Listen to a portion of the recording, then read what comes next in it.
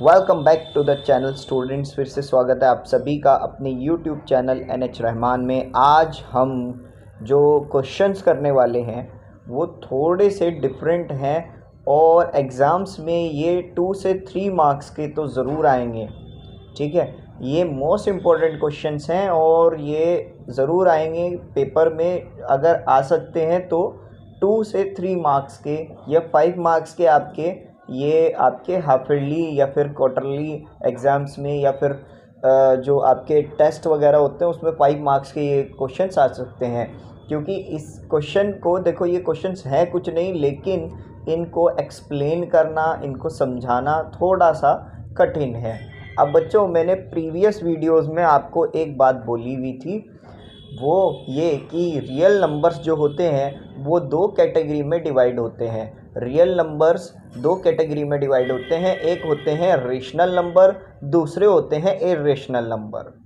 अब हमारे पास जो क्वेश्चन आता है वो ये आता है, जस्ट लाइक वो कहता है prove √2 is a irrational number. अब आपको ये बताना है कि √2 जो है वो इर्रेशनल है या नहीं। तो हमें ये प्रूफ करना होता है कि ये इरेशनल है या नहीं। ठीक है, तो हम इसको कैसे प्रूफ करेंगे? अब बच्चों, अगर ये इरेशनल नहीं है तो हो सकता है ये रेशनल हो, तो हम लोग इसको एज अ कंसिडर कर लेते हैं कि ये रेशनल है। अब आप सोच रहे होंगे कि सर ऐसा क्यों करेंगे हम लोग। ठीक है, तो मैं आपको छोटी सी कहानी सुनाता हूँ, तो कहानी सुनो। अब इन केस एक बार क्या हुआ कि मैं जा रहा था तो बहुत सारे लोग एक बंदे को, एक पर्सन को बोल रहे थे कि ये चोर है, ये चोर है, ये चोर है। लेकिन मैं उस बंदे को जानता था, उस पर्सन को जानता था कि वो ईमानदार है, वो ऐसा नहीं है, होनेस्ट है अच्छे से।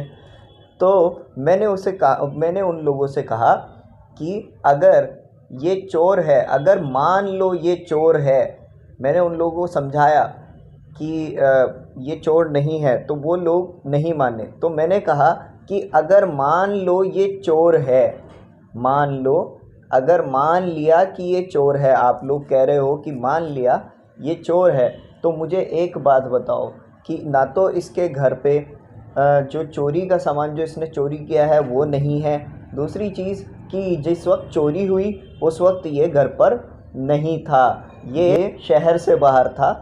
ठीक है, तो वो अपना प्रूफ दिखाएगा कि देखो जी, मेरे पास रेलवे का टिकट है, मेरे पास आने जाने का टिकट है, मैं जहाँ गया था मैंने वहाँ पर बिल्स वगैरह दिए थे, मेरे पास उसका टिकट है, उसका सब बिल वगैरह सब कुछ है। तो मैं जब शहर में था ही नहीं, तो आप कैसे बोल सकते हो कि मैं चोर हूँ? ठीक है, तो मैंने यहाँ पर कहा क्या था कि मान लीजिए अगर ये चोर है, अगर आपके बोल देने से मान भी लेते हैं कि ये चोर है, लेकिन इन सारी बातों से ये प्रूफ होता है कि ये चोर नहीं है। ठीक है ना? तो इसी तरह से हम लोग अगर मान भी लेते हैं कि √2 एक रेशनल नंबर है, तो ये किसी ना किसी रेशनल नंबर्स के इक्वल होगा। तो हम लोग कह देते हैं कि √2 a/b के इक्वल है। अब आप सोच रहे होंगे, अच्छा यहाँ पर एक चीज़ और लिख देते हैं हम लोग लिख देते हैं कि a एंड b आर को प्राइम नंबर्स एंड इंटीजर्स। अब को प्राइम नंबर्स किन नंबर्स को बोलते हैं? अब ये भी आपके माइंड में आ रही होगी बात। देखो, मैं आपको इतनी बात बता देता हूँ, जब भी हम लोग एक प्रॉपर फ्रैक्शन लिखते हैं, एक सही तरीके वाला, तो हम लोग कुछ इस तरीके के नंबर लिखते हैं जो आपस में कट ना हो सकते हैं, कटिंग नहीं हो सकते। जैसे मोस्टली हम लोग लिखते हैं 3/2, 4/3, 1/2, 2/5। ठीक है, तो ये कुछ ऐसे नंबर्स हैं जो आपस में कटिंग नहीं हो सकते। इन केस अगर मैं यहाँ पर 4/6 लिखता हूँ तो वो आपस में डिडक्ट हो सकते हैं, कट हो सकते हैं। तो ये 4/6 जो है वो 2/3 बन सकता है। तो इस तरह के नंबर्स आपस में कट हो सकते हैं। तो 4 और 6 को हम को प्राइम नहीं मानेंगे, लेकिन 2 और 3 को हम को प्राइम मान सकते हैं। इसी तरह 1/5 अगर हमने लिखा है या 2/5 लिखा है, तो 2/5 का मतलब ये है कि 2 और 5 को प्राइम नंबर हैं, ये आपस में डिडक्ट नहीं हो सकते और ये एक साथ किसी एक टेबल्स में नहीं आते हैं। तो इस तरीके से हम लोग इन नंबर्स को को प्राइम मानते हैं।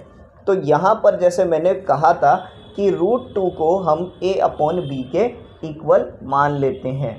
तो b अगर यहाँ पर डिवाइड हो रहा है तो दूसरी तरफ जाकर मल्टीप्लाई हो जाएगा। तो जब मल्टीप्लाई हो जाएगा तो ये हो जाएगा b√2। अब बच्चों हम अगर इसका स्क्वायर कर देते हैं तो स्क्वायरिंग बोथ साइड कर देता हूँ मैं।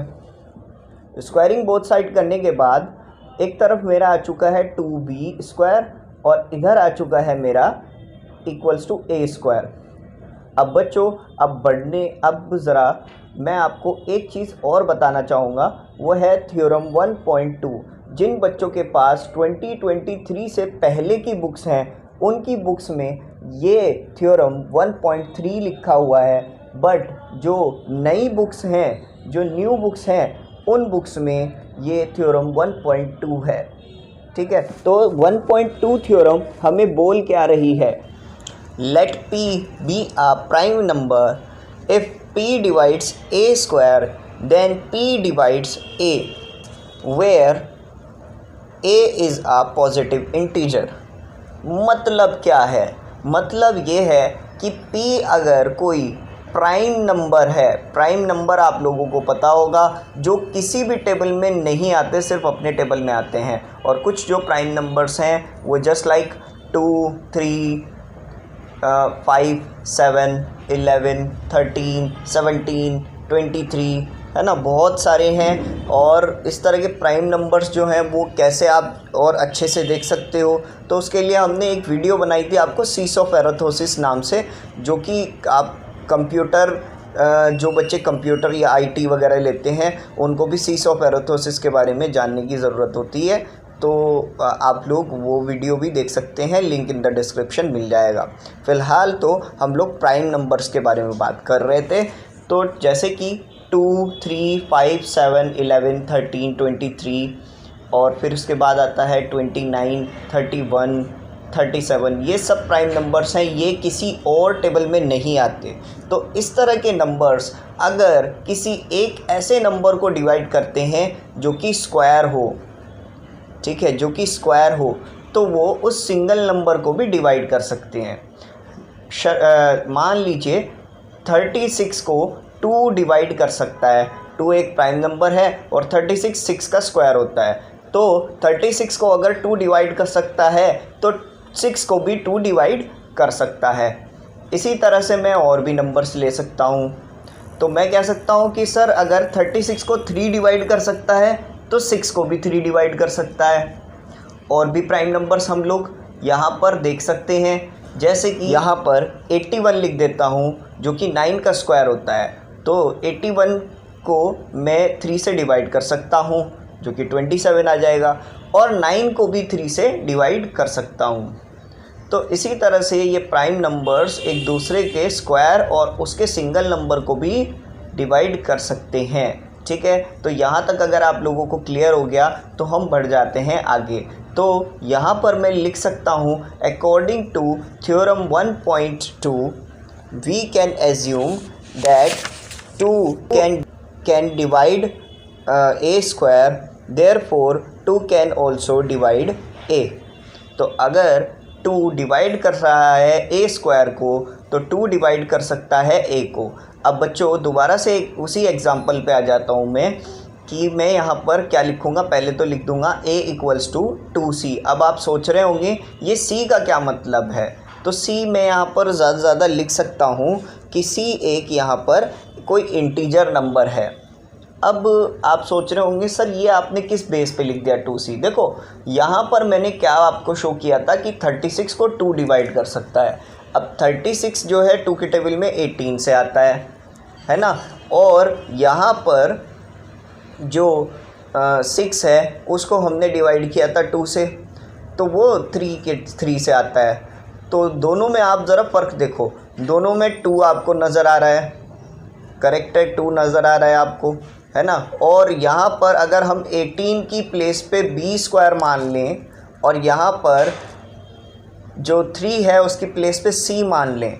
मतलब अगर यहाँ पर हमने 18 जैसे b स्क्वायर मान लिया तो हो सकता है यहाँ पर कोई ना कोई ऐसा नंबर तो रखना पड़ेगा ना, ये कोई ना कोई ऐसी वैल्यू रखनी पड़ेगी ना जिसको हम, मतलब ये दोनों अलग अलग हैं तो b स्क्वायर अलग है, c भी अलग है, तो हम लोगों को यहाँ पर कोई ना कोई तो नंबर रखना पड़ेगा। और हम लोगों को देखो यहाँ पर अभी तक सही से a की वैल्यू भी नहीं पता। मैंने तो आपको 36 और 6 सिर्फ एग्ज़ाम्पल के तौर पे, ताकि आपको अच्छे से समझा दूँ, इसलिए ये चीज़ बता दी। तो हम लोग क्या करेंगे, यहाँ पर 2c रख दिया हमने, तो हमें नहीं पता कि c की वैल्यू क्या है। ठीक है, c की वैल्यू हमें नहीं मालूम है। जैसे यहाँ पर b की वैल्यू नहीं मालूम है, ऐसे c की वैल्यू भी नहीं मालूम है, तो हमने रख दिया बस अपनी साइड से। सो यहाँ पर आप लोग देख सकते हो, अगर 2 फैक्टर है a स्क्वायर का तो 2 फैक्टर है a का भी। तो दोनों बातें आई होप सो यहाँ तक आप लोगों को क्लियर हो चुकी होंगी। अब हम लोग बढ़ते हैं आगे। हम लोग ये बोल सकते हैं, अगर हम यहाँ पर भी स्क्वायरिंग बोथ साइड कर दें तो ये हो जाएगा a square equals to 2c का होल स्क्वायर। अब a स्क्वायर इक्वल्स टू हो सकता है 4c का स्क्वायर।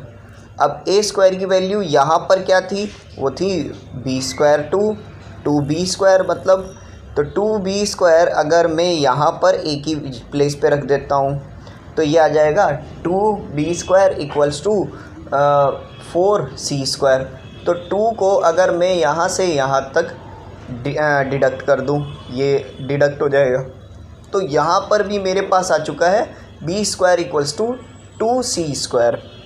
अब मैं ये देख रहा हूँ कि b स्क्वायर के फैक्टर में अगर 5 डिवाइड कर सकता है b स्क्वायर को, तो 5 डिवाइड कर सकता है b को भी, क्यों, वही है ना। तो मैं कह सकता हूँ therefore according to theorem 1.2 2 divide b square as well as 2 divides b। तो ये मैं ऐसे लिख सकता हूँ।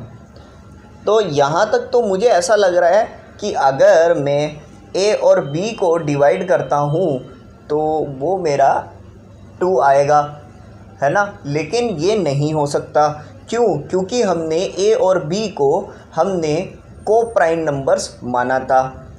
तो हम लोग ये कह सकते हैं which is not possible because we assume a and b are co-prime number।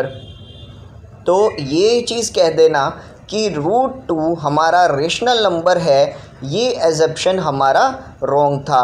तो इसका मतलब ये है कि √2 जो है वो एक इरेशनल नंबर है, और इरेशनल नंबर बोल देने का मतलब ये है कि हमारा जो हमें जो प्रूफ करना था कि √2 इरेशनल है या नहीं, तो हमने वो प्रूफ कर दिया कि √2 एक इरेशनल नंबर है, क्योंकि हमने a और b को हमने इरेशनल माना था। बोला था कि a और b एक को प्राइम नंबर हैं जो आपस में कटिंग नहीं हो सकते। लेकिन यहाँ पर कटिंग होने के बाद यहाँ पर 2 कैसे आ रहा है, ये एक बड़ी चिंता का विषय है। इसीलिए हम लोग बोल सकते हैं कि 2 एक इरेशनल नंबर है, क्योंकि जो हमने पहले एजप्शन लिया था वो यहाँ पर गलत निकल रहा है। जैसे मैंने बोला था कि अगर मान लो ये चोर है, लेकिन इसके पास जब चोरी हुई तो ये यहाँ इस शहर में नहीं था, दूसरे शहर में था। दूसरा सबूत ये था कि ये यहाँ पर ये इसके पास जो है जहाँ पर ये गया था वहाँ के इसके पास बिल्स या फिर होटल्स के बिल्स या अलग अलग रेस्टोरेंट वगैरह के बिल्स वगैरह हैं जहाँ पर ये घूमने गया हुआ था। तो इसका मतलब ये है कि ये चोर नहीं है। ठीक है, तो इस तरीके से हम लोगों को ये सब प्रूफ करना है। आई होप सो आपको ये √2 इरेशनल नंबर है कि नहीं, ये सब आपको क्लियर हो चुका होगा। तो अब आप लोग अपनी अपनी नोटबुक्स में इसको नोट कर लीजिए। हम लोग बढ़ते हैं एक्सरसाइज की ओर, और एक्सरसाइज 1.2 में यही सब कुछ है।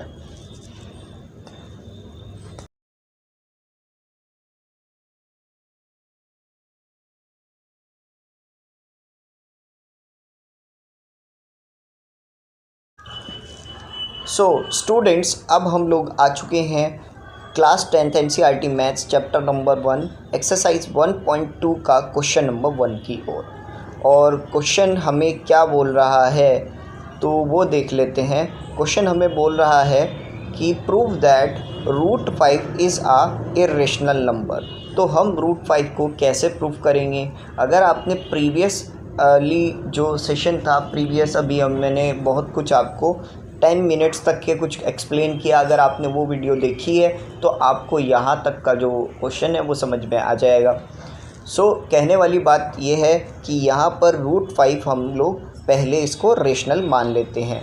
अगर √5 रेशनल नंबर है तो हम लोग √5 को a/b के इक्वल रख सकते हैं।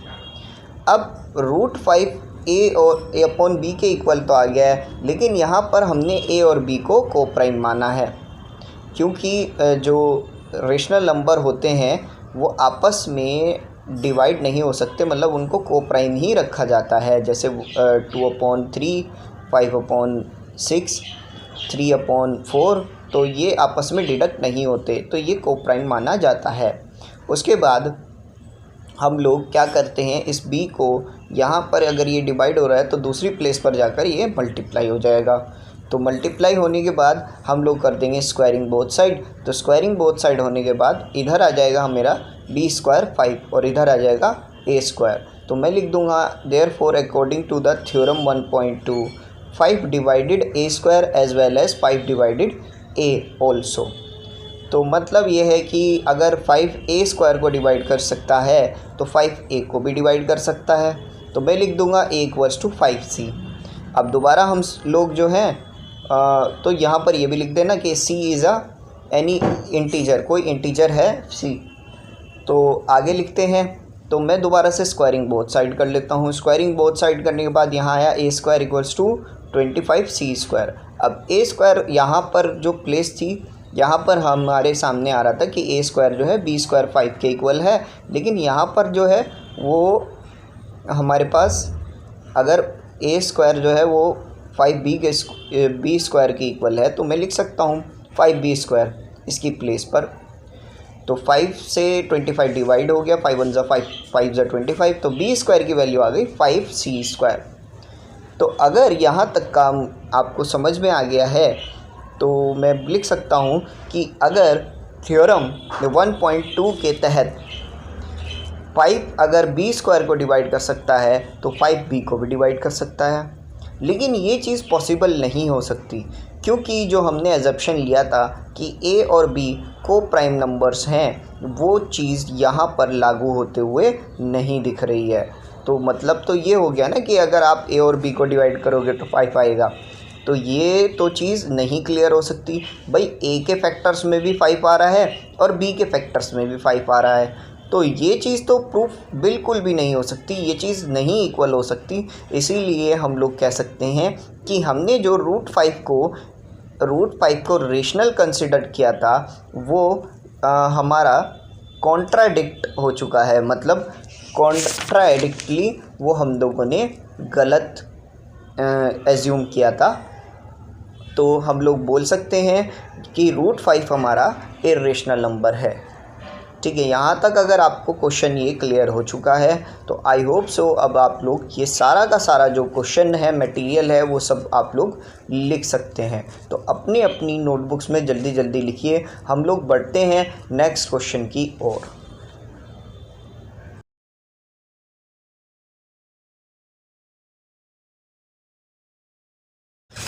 ऑल राइट स्टूडेंट्स, हम लोग अब आ चुके हैं एक्सरसाइज 1.2 के क्वेश्चन नंबर 2 पर। और क्वेश्चन नंबर 2 हमें क्या एक्सप्लेन कर रहा है ज़रा देख लेते हैं। यहाँ पर हमारे पास गिवन है कि prove that 3 + 2 √5 is a irrational number.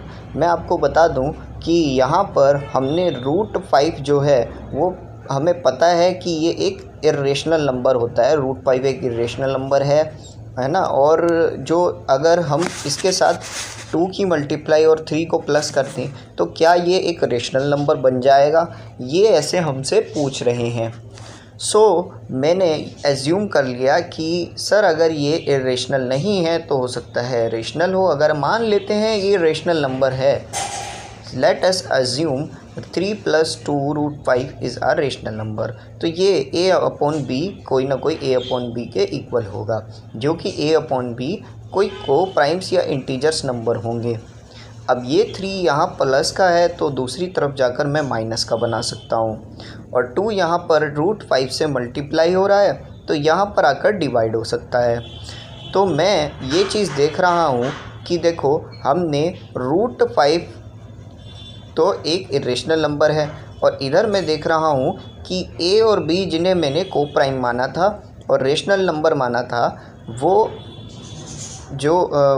मुझे अगर मैं उसमें कुछ प्लस माइनस करता हूँ तो वो मुझे रेशनल नंबर ही दिख रहा है। मतलब हाफ ब्रैकेट a/b -3, ये पूरा का पूरा नंबर यहाँ पर रेशनल नंबर मुझे दिख रहा है, जो कि नहीं हो सकता अगर क्योंकि ये तो मुझे अगर रेशनल नंबर नज़र आ रहा है तो इक्वल टू की वजह से दूसरा नंबर भी रेशनल नंबर ही माना जाएगा। लेकिन √5 तो अपने आप में एक इर्रेशनल नंबर है, वो एक रेशनल नंबर नहीं है, तो वो इर्रेशनल नंबर माना जाएगा। तो ये कह देना कि हमारा जो एजप्शन था तो वो हमारा गलत हो चुका है। जो हमने कॉन्ट्राडिक्ट किया था कि जो नंबर है हमारा वो रेशनल नंबर है, तो ये हमारा एजप्शन बिल्कुल गलत था। तो इसीलिए हम लोग बोल सकते हैं कि 3 + 2√5 एक इरेशनल नंबर है।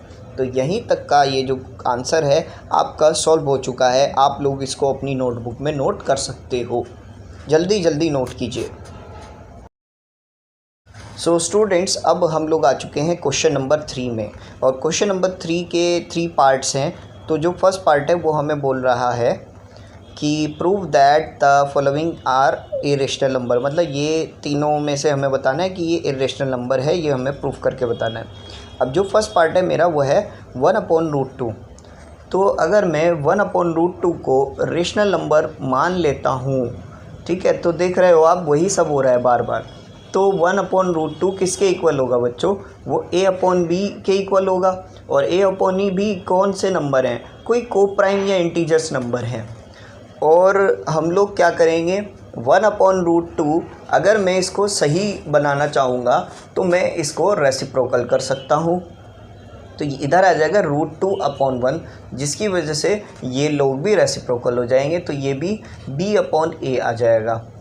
ठीक है, तो क्योंकि जो इक्वल टू के इधर हम कुछ टच करते हैं तो दूसरी तरफ भी उसका डायरेक्टली हमें दिखता है। तो अब मैं बोल सकता हूँ, अच्छा √2/1 को मैं क्या लिख सकता हूँ? √2 लिख सकता हूँ। अब मैं ये देख रहा हूँ कि √2 b/a तो मेरा आ चुका है, और मैं ये चीज़ महसूस कर रहा हूँ कि a/b अगर उसका रेसिप्रोकल भी कर दिया जाए तब भी b/a अगर वो हो जाए, मतलब a/b एक रेशनल नंबर था, तो अगर मैं उसका रेसिप्रोकल कर देता हूँ तब भी वो रेशनल नंबर ही रहेगा, वो कभी चेंज नहीं होगा। ठीक है, लेकिन √2 एक इरेशनल नंबर है, तो ये कह देना कि b/a एक रेशनल नंबर है, लेकिन वो √2 के इक्वल आ रहा है, जो कि एक इरेशनल नंबर है। तो मैं ये कह सकता हूँ कि कॉन्ट्राडिक्टली हम लोगों ने जो एजप्शन की थी वो इनकरेक्ट थी, और क्योंकि हमने ये रॉन्ग एजप्शन ली है इसीलिए हम लोग बोल सकते हैं कि 1/√2 एक इरेशनल नंबर है। तो यहाँ तक आई होप सो आप लोगों को क्लियर हो चुका होगा। जल्दी जल्दी से आप लोग अपनी अपनी नोटबुक्स में नोट करिए। हम लोग बढ़ते हैं इसके सेकंड पार्ट की ओर। सो अब आ जाते हैं हम इसके सेकंड पार्ट की ओर। अब जो सेकंड पार्ट है वो हमें गिवन है 7√5। सो पहले तो हम एज्यूम कर लेते हैं, let us assume that 7√5 is a rational number. इसको हमने रेशनल नंबर मान लिया है, जैसे प्रीवियसली सारे के सारे क्वेश्चन हमने किए हैं। सो 7√5 अगर हमने रेशनल नंबर इसको लेट कर लिया है, माना है, तो ये किसी भी a/b नंबर्स के इक्वल होगा, जो कि कोप्राइम नंबर्स हैं। अब ये जो 7 यहाँ पर मल्टीप्लाई हो रहा है तो दूसरी तरफ जाकर डिवाइड हो सकता है, और डिवाइड होने के बाद हमारे पास √5 की वैल्यू a/7b आ जाएगी। अब देखो बच्चों, हम लोगों ने ए और बी को एज्यूम किया था को प्राइम नंबर, और जो कि हमारा अगर हमने 7 की मल्टीप्लाई भी कर दी है यहाँ पर तो वो हमारा रेशनल नंबर ही रहेगा। मतलब ये रेशनल नंबर था तो अभी भी रेशनल नंबर ही रहेगा अगर हमने कुछ मल्टीप्लाई प्लस माइनस कर दिया फिर भी। लेकिन अगर देखा जाए LHS की ओर, तो LHS में हमारा √5 आ रहा है। तो अगर ये रेशनल नंबर है तो √5 भी रेशनल नंबर होगा, लेकिन ऐसा नहीं हो सकता। तो हम लिख देंगे but this is contradictly the fact that the √5 is irrational, क्योंकि √5 जो है वो रेशनल नंबर नहीं, ये एक इरेशनल नंबर है। तो ऐसा हुआ क्यों? क्योंकि this is because we taken the wrong assumption. हमने यहाँ पर गलत एज्यूम किया था कि 7√5 एक रेशनल नंबर है। ठीक है, तो इसीलिए हम लोग कह देंगे कि 7√5 एक इरेशनल नंबर है। सो हमारा ये जो आंसर है ये कंप्लीट हो चुका है। आप लोग इसको नोट कर सकते हैं, अपनी अपनी नोटबुक्स में नोट कीजिए। पेन कॉपी लीजिए, नोटबुक्स लीजिए, अपनी पेन लीजिए, पेंसिल लीजिए, इरेज़र शार्पनर जो भी आपके पास है अवेलेबल वो सब लीजिए मटेरियल। स्क्रीनशॉट नहीं लेना है, आपको नोट करना है अपनी नोटबुक में। ठीक है, नोटबुक में नोट कीजिए तभी आपका काम चलेगा। ठीक है, तो जल्दी जल्दी नोट कीजिए। ओके स्टूडेंट्स, अगर यहाँ तक आप लोगों ने वीडियो देख ली है इसका मतलब अब आप थर्ड पार्ट में आ चुके हैं, और थर्ड पार्ट है हमारा 6 + √2। अब 6 + √2 को हमें इरेशनल नंबर साबित करना है। तो पहले तो हम प्रीवियस क्वेश्चंस की तरह ही हम लोग इसको एज्यूम कर लेते हैं। Let us assume that 6 + √5 is a rational number. अगर ये रेशनल नंबर है तो इधर अगर 6 प्लस का है तो दूसरी तरफ जाकर माइनस का हो जाएगा। तो ए और बी को तो हमने को प्राइम नंबर माना था, जैसे प्रीवियस क्वेश्चंस में करते आए हम लोग। तो ए एंड बी अगर को प्राइम नंबर हैं और a/b -6 भी को एक मतलब वो एक रेशनल नंबर ही होगा, क्योंकि a/b रेशनल नंबर को प्राइम्स हो गए तो ये भी एक रेशनल नंबर ही होगा। अब प्रॉब्लम ये आती है कि अगर इधर वाला RHS आपका रेशनल है तो LHS भी आपका रेशनल नंबर होना चाहिए, बट ऐसा कॉन्ट्राडिक्टली नहीं हो सकता क्योंकि √2 देखा जाए तो एक इरेशनल नंबर है। ये इसलिए हुआ क्योंकि हमने एजप्शन गलत लिया कि 6 + √2 एक रेशनल है नंबर है। तो हम लोग ये बोल सकते हैं कि 6 + √2 एक इरेशनल नंबर है क्योंकि हमने एजप्शन अपनी गलत मेंशन की थी।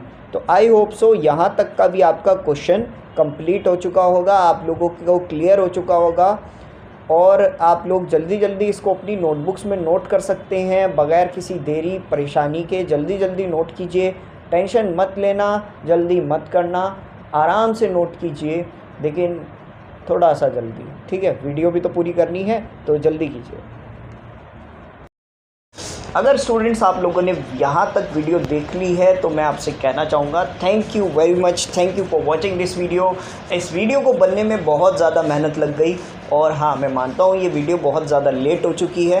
रीज़न ये है बच्चों कि मेरी ऑफलाइन क्लासेस भी शुरू हो चुकी हैं, जिसकी वजह से मैं थोड़ा और ज़्यादा बिज़ी हो चुका हूँ, और ये वीडियो हमें बनानी ही थी हाफ़ एन आवर की। तो हाफ़ एन आवर के साथ साथ ही आपको पता होगा जब आधे घंटे की कोई वीडियो बनती है तो उसमें समय ज़्यादा लगता है। तो आप लोग हमारे चैनल्स के साथ बने रहें, फिर भी हम लोग वीडियो कैसे भी करके आप तक पहुंचाते रहेंगे, और मैं भी शायद आगे हाफ़ एन आवर की वीडियोस आती रहें, या मैं कोशिश करूंगा वैसे 15 मिनट या 10 मिनट की वीडियो बनाने की, लेकिन मुश्किल है कि नहीं आए।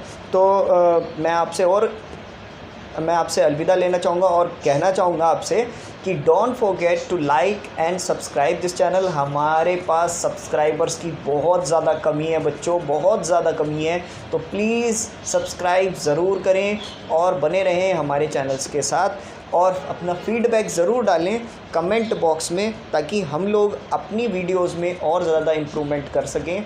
और आपके अगर फीडबैक्स हमें मिलेंगे तो हमें भी थोड़ा सा मोटिवेशन मिलता है कि आप लोग हमारी वीडियो अच्छे से देख पा रहे हो। ठीक है, तो thank you very much, thank you for watching again, that's all.